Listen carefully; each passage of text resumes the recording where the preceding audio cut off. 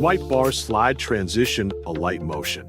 Quick disclaimer, you need to follow this step-by-step guide carefully, because skipping a single step will affect your final result. If this guide helpful, don't forget to like and subscribe. First, don't forget to comment if you still need our help or want to ask something, and we will reach you as soon as possible. Second, open Alight motion and waiting for it to load completely. Then press the plus button at the bottom of the screen to create a new project. Set your project settings according to your needs and press Create Project to enter the editing workspace. Next, press the plus button in the bottom right corner and import the footages that you want to use.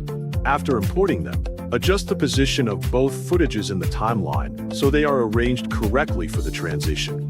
Now add a rectangle shape into your timeline. Once the rectangle is added, set the anchor point to the side of the rectangle. After that, go to the Scale option and click the Chain button to separate the X and Y values.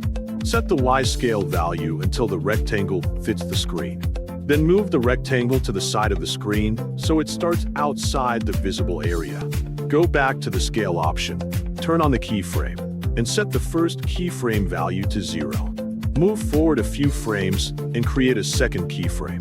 Set the second value until the rectangle fits the whole layer. This creates the expanding slide animation. Next, add a second rectangle and go to Edit Shape. Set the size of the rectangle and then change its color to white.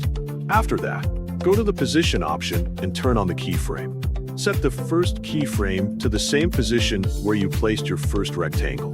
Then move to the second keyframe position of the first rectangle and set the value to the same position as the ending point of the first rectangle.